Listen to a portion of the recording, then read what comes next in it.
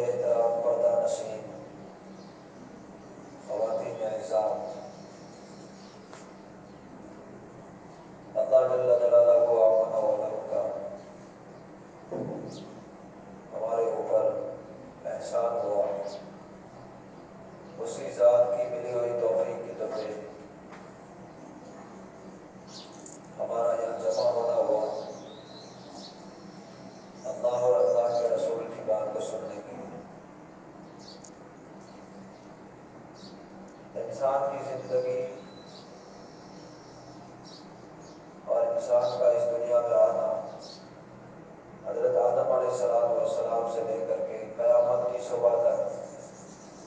جتنے انسانیت آئی ہے اور آنے والی ہے، تمام کا مقصد اس جہاں کے اندر آنے کا یہی ہے کہ یہاں آئے، اللہ اور اللہ کے رسول کی بات کو سنیں، اللہ اور اللہ کے رسول کی بات کو مانیں۔ اس طریقے سے کوئی زندگی گزار رہا ہے، گزار کر کے گیا ہے، گزار کے جائے گا، اللہ پاک آخرت کی ہمیشہ ہمیشہ زندگی میں اس کو اس کی اس اچھی محنت کا بہت ہی اچھا بدلہ دیں گے۔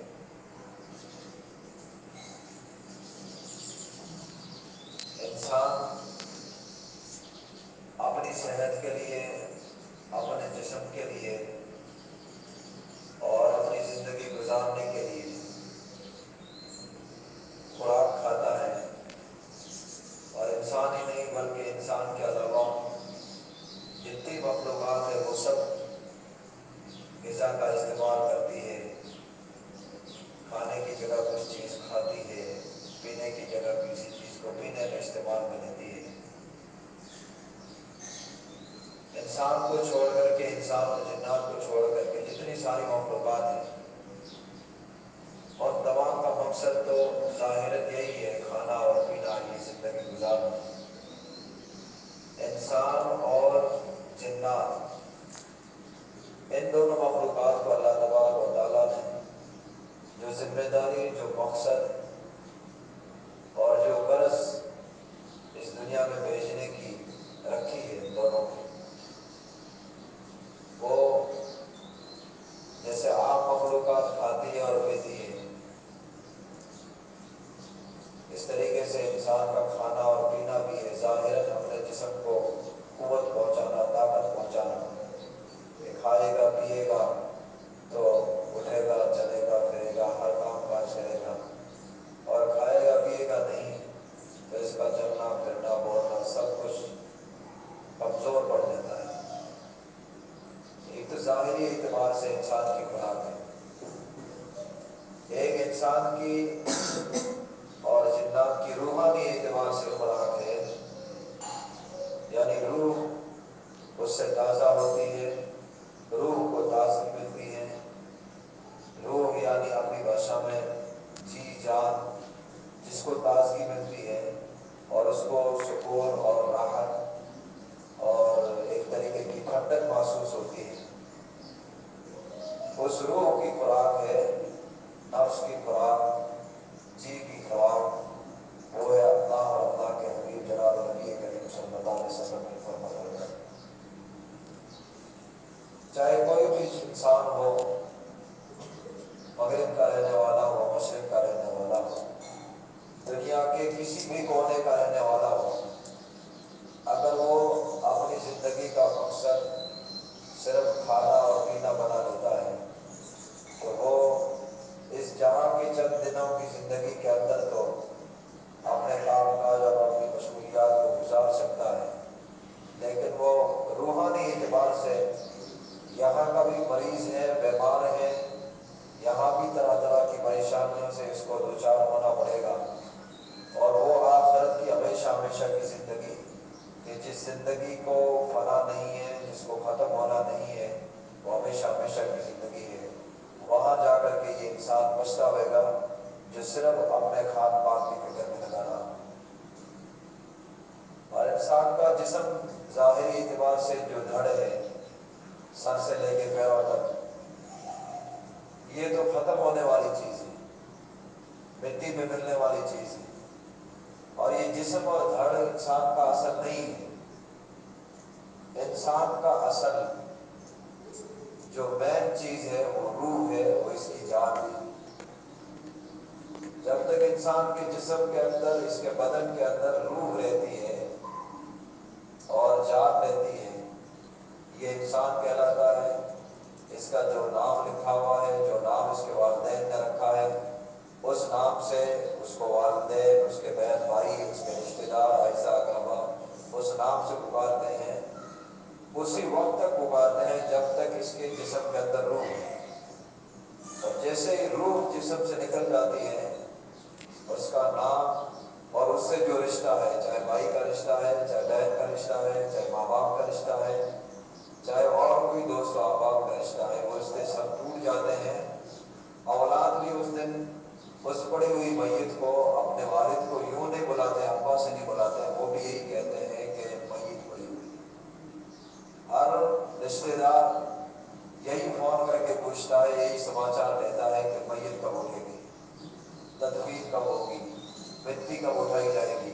تو انسان کے اندر اصل چیز کیا ہوئی؟ روح ہوئی۔ روح تھی تو سارے رشتے زندہ تھے، اور رشتوں کے اندر جو نام لیے جا رہے تھے وہ بلائے جا رہے تھے،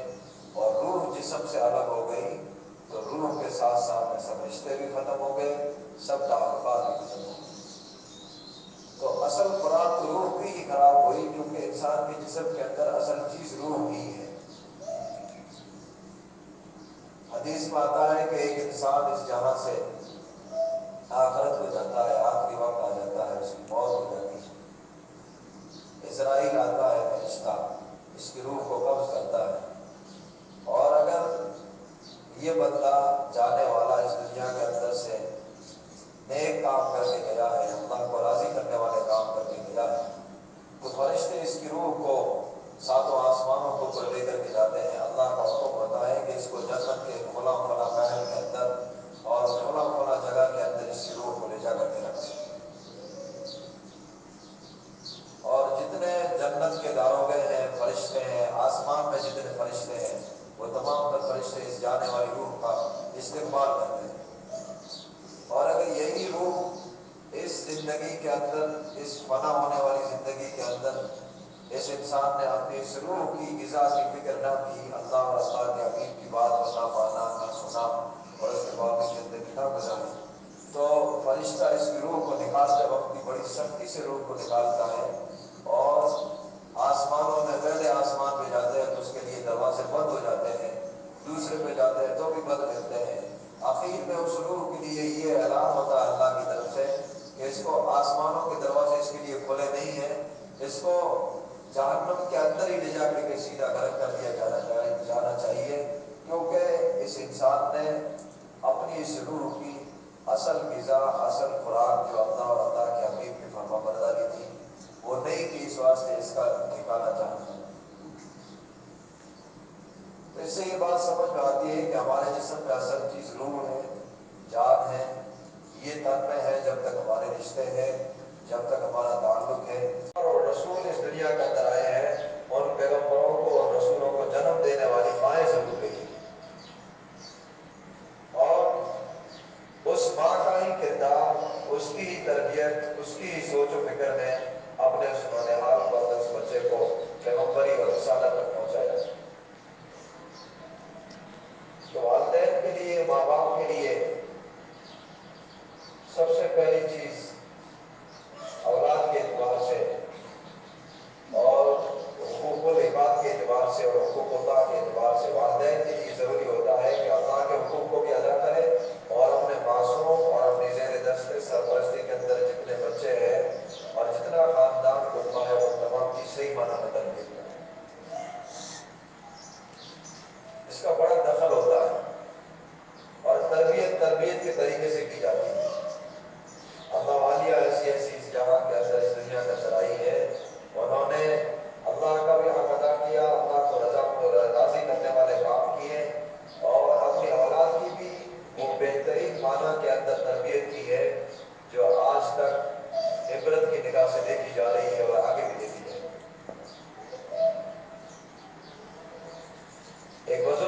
سنا ہوگا امام غزالی رحمۃ اللہ علیہ، ان کا یہ لقب ہے، نام ان کا محمد تھا، اور ایک ان کے چھوٹے بھائی تھے احمد، محمد اور احمد، یہ دونوں اس جہان کے اندر آتے ہیں اور اس ماں کی گود کے اندر ہی آتے ہیں، اس ماں کی گود سے جنم لیتے ہیں جو ماں قرآن کو، حدیث کو جاننے والی ہے، اللہ کے احکامات کو جاننے والی ہے، اللہ سے ڈرنے والی ہے، اور اپنے روح کی جو اصل غذا ہے اللہ اور اللہ کے حبیب کی فرما برداری، اس کے اوپر وہ جمی ہوئی تھی وہ ماں۔ اس کی یہ عادت تھی کہ یہ بچے اس کے رحم مادر میں یعنی پیٹ کے اندر جب تک یہ بچے تھے اس وقت یہ ماں قرآن شریف پڑھتی تھی، اللہ کا ذکر و اذکار کرتی تھی، تسبیح و تحلیل کرتی تھی۔ اسی عالم کے اندر اس نے یہ 9 مہینے گزارے اور ان دونوں بچوں کی پیدائش ہوتی ہے۔ پیدائش کے بعد میں یہ دونوں بچے وقت کے بڑے امام اور وقت کے بڑے اللہ والے جا کر کے بنتے ہیں۔ ایک مرتبہ کا ان کا واقعہ ہے کہ بڑے بھائی نماز پڑھا رہے ہیں اور چھوٹے بھائی پیچھے نماز پڑھ رہے ہیں۔ چھوٹے بھائی بیچ نماز میں سے گھر کو چلے گئے، بڑے بھائی نے ماں سے جا کر کے کہا کہ میرے چھوٹے بھائی بیچ نماز میں سے گھر پہ آ گئے، نماز پوری نہیں کی، میں نماز پڑھا رہا تھا۔ ماں نے کہا بیٹا ایسا کیوں کیا؟ یہ ماں کی تربیت کی وجہ سے اللہ کو اتنا ان لوگوں نے پہچان لیا تھا، اللہ کے اتنے قریبی بن چکے تھے کہ ان کو دور سے ہی کشف ہو جایا کرتا تھا کہ یہ چیز ناجائز ہے، یہ چیز جائز ہے، یہ چیز حرام ہے، یہ چیز حلال ہے۔ تو یہ جو چھوٹے بھائی بیچ نماز میں سے پیچھے ہو رہے ہیں، انہوں نے ماں سے کہا کہ اماں جان مجھے کشف ہوا میرے بڑے بھائی نماز پڑھا رہے تھے اور ان کا دھیان نماز کے اندر نہیں تھا، یہ فقہ کا ایک مسئلہ تھا، اس مسئلے کے اندر دماغ چل رہا اور نماز پڑھا رہے تھے۔ مجھے کشف ہوا، میں پیچھے ہو گیا کہ میرا بھائی جس اللہ کی عبادت کر رہا ہے اور جس خالق کی عبادت کر رہا ہے، نماز پڑھ رہا ہے، دھیان اللہ کی طرف ہونا چاہیے، اس کا فقہ کی طرف دھیان ہے۔ فقہ کہتے ہیں جس سے ہمارے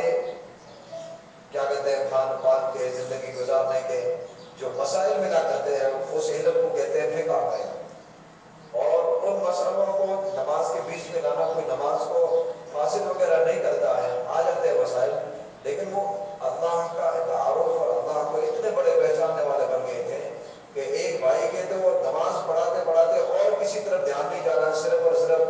شرعی مسائل کی طرف دھیان جا رہا ہے، اور دوسرا بھائی اللہ کو پہچاننے میں اتنی ترقی کر گیا کہ وہ اس بھائی کا دماغ کہاں چل رہا ہے، اس کی سوچ کہاں چل رہی ہے، اللہ نے اس چھوٹے بھائی کی بتلا دیا کہ تیری سوچ بات ہے۔ یہ ماں کی تربیت کی نشانی ہے۔ آج کل کے دور کے اندر ماں باپ بھی ہے، اولاد بھی ہے۔ جیسے ماں باپ اور اولاد پہلے خیر القرون اچھے زمانے کے اندر، اچھے دور کے اندر گزرے ہیں، وہ بھی تھے، آج ہم بھی ہیں۔ ان ایمان والوں کا بھی گھرانہ تھا، آج ہمارے بھی گھرانے ہیں۔ اللہ کے نبی جناب نبی کریم صلی اللہ علیہ وسلم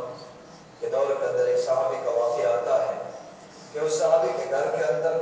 کھانے پینے کو کوئی چیز نہیں تھی۔ بچوں نے شکایت کی کہ ابا جان کھانے پینے کو کوئی چیز نہیں۔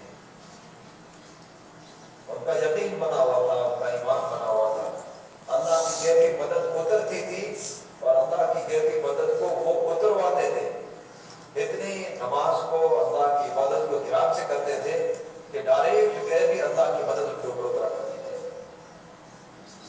وہ صحابی نے کہا، بچوں کو، گھر والی کو کہا کہ آپ تھوڑا صبر کرو، میں واپس آتا ہوں۔ وہ مسجد میں گئے، وضو کیا اور نفل نماز پڑھی، نماز پڑھ کے واپس گھر پہ آتے ہیں اور آ کر کے پوچھتے ہیں کہ کچھ انتظام ہوا؟ بچوں نے جواب دیا کہ ابھی کوئی انتظام نہیں ہوا۔ یہ پھر واپس گئے، دوسری بار وضو وغیرہ کیا، نفل پڑھے، نماز پڑھی، اللہ سے مانگا، پھر گھر پہ آئے اور آ کر کے پوچھا کچھ انتظام ہوا؟ گھر سے جواب ملا کہ ابھی تک کوئی انتظام نہیں ہوا۔ پھر تیسری بار گئے اور دھیان سے، توجہ سے، پوری اللہ کے ڈر کے ساتھ، اللہ کے خوف کے ساتھ اور نماز کو پڑھا، اللہ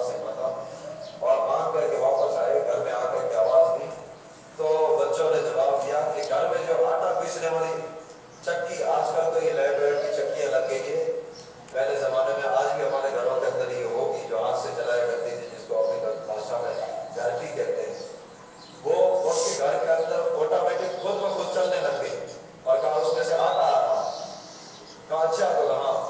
وہ صحابی گئے اور آٹا نکالا اور اس چکی کے پاٹ کو اٹھا کر کے دیکھا کہ آخر دانا وانا کہاں سے میں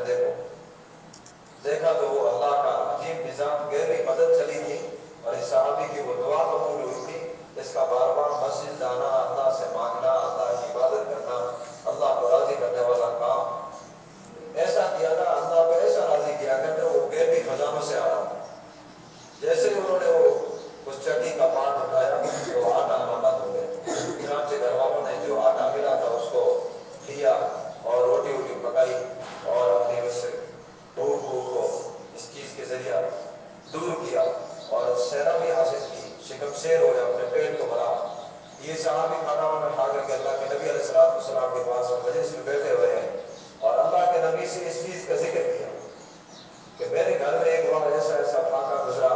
بچوں نے میرے سے فاقے کی شکایت کی, میں اللہ کے گھر میں گیا, ایک بار مانگا, دوسری بار مانگا,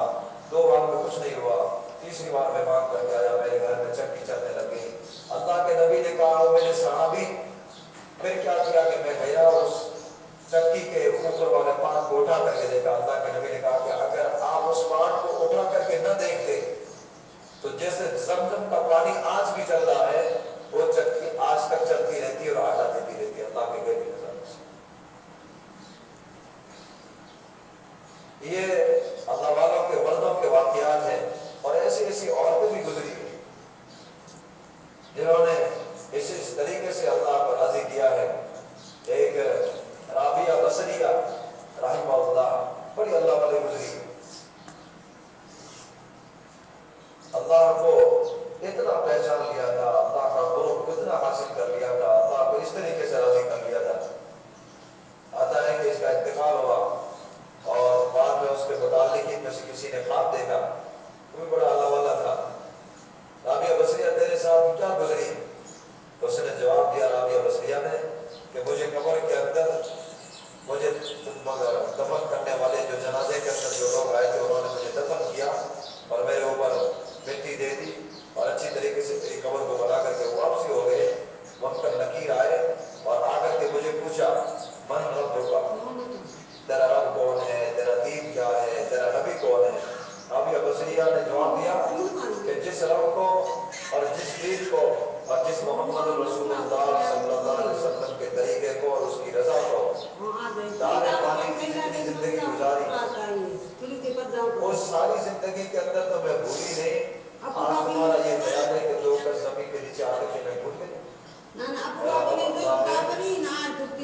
دین اللہ ہے, میرا دین دین اسلام ہے اور میرے نبی محمد عربی صلی اللہ علیہ وسلم کے بارے میں لکھا ہے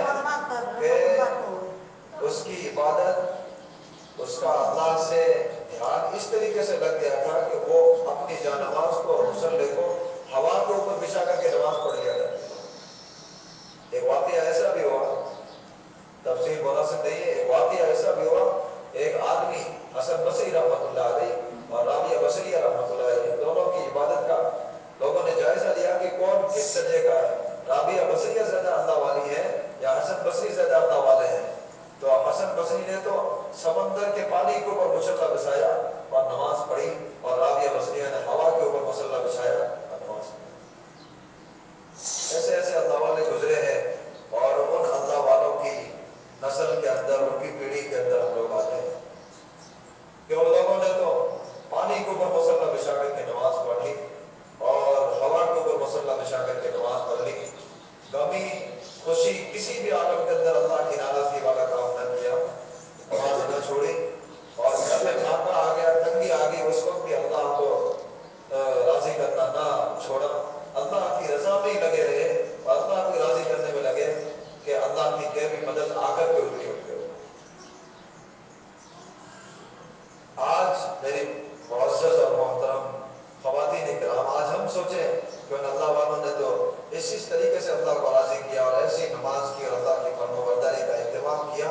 کہ کسی عالم میں بھی اللہ کی رضامندی ان کی زندگی سے فوت نہیں ہوئی. آج ہم سوچیں کہ ہماری زندگی سے نماز کتنی فوت ہو رہی ہے, اللہ کے حقوق کتنے چھوٹ رہے ہیں, بندوں کے حقوق ہم تمام کو اپنے بچوں کے, اپنے والدین کے, اپنے رشتہ داروں کے, اڑوسی پڑوسیوں کے کیا کیا حقوق ہے، کتنے حقوق کی پابندی ہو رہی ہے، کتنا ہم حق ادا کر رہے ہیں۔ نماز کتنی اہم ترین چیز ہے۔ اللہ کے نبی علیہ الصلوۃ والسلام تمام تر پیغمبروں کے سردار ہیں۔ اللہ کی ذات نے ایک بار اپنے اولو العزم فرشتے جبرائیل کو بھیجا، ایک عجیب سواری دے کر کے، براق سواری دے کر کے آپ کو ساتوں آسمانوں کی سیر کرائی، معراج کا سفر کرایا۔ محمد عربی صلی اللہ علیہ وسلم اللہ کے حضور پہنچتے ہیں، اللہ سے ملاقات ہوتی ہے عرش پہ، اور یہ میزبان کا حق بنتا ہے کہ کوئی مہمان آتا ہے تو اس کو کچھ ہدیہ تحفہ دیا جاتا ہے، ہدیہ تحفہ دے کر کے واپسی روانہ کیا جاتا ہے۔ محمد اللہ کے مہمان ہیں، ہمارے نبی جی اللہ کے مہمان بنے ہیں۔ اللہ کی ذات نے تحفے کے طور پر اپنے حبیب جناب نبی کریم صلی اللہ علیہ وسلم کو نمازیں دی، اور کتنی نمازیں دی؟ شروعات میں جو نماز ملی ہے 50 نمازیں ملی ہیں۔ اللہ کے نبی علیہ السلام کی تحفہ ملا، اللہ کے حبیب بہت خوش ہوئے، اور اللہ کی ذات نے کہا وہ نبی جی آپ کی معراج تو یہ ہے کہ آپ براق سواری کے اوپر چڑھ کر کے ساتوں آسمانوں کی سیر کی ہے، آپ کے جو امتی آئیں گے قیامت تک، چاہے آپ سے 100 سال بعد میں ہو، 200 سال بعد میں ہو، 500 سال بعد میں ہو، 1000 سال بعد میں ہو، یا 1500 سال بعد میں ہو، ہم لوگ اللہ کے نبی سے 1500 سال پیچھے اللہ کا بندہ ہوتے ہوئے، کیا کوئی انسان، کیا کوئی مرد، کیا کوئی عورت اتنا گر جائے گا کہ 5 ٹائم کی نماز بھی نہ پڑھ پائے گا؟ پھر تو بڑے دکھ اور افسوس کی بات ہے کہ میرا امتی ہو کر کے، اللہ کا بندہ ہو کر کے 24 گھنٹوں میں صرف 5 نمازیں فرض ہیں، اور کتنا ٹائم لگتا ہے فجر کی نماز میں؟ بڑی مشکل سے وضو سے لے کر کے نماز پڑھنے تک 15 منٹ۔ صبح کے ٹائم میں ہر بندے کو، ہر بندی کو صبح کی شروعات اللہ کی عبادت سے کرنی چاہیے۔ جو نماز پڑھ کے صبح کرتا ہے اس کے پورے دن اللہ کے رحمت والے فرشتے اس کے ساتھ میں ہوتے ہیں، ہر طرح سے اس کی مدد کی جاتی ہے، ہر طرح سے اس کو راحت اور سکون ملتی ہے، جس نے صبح فجر کے ساتھ میں اللہ کی رضامندی کے ساتھ۔ Thanks for watching. Don't forget to like, comment, share and subscribe to Al Wahid channel.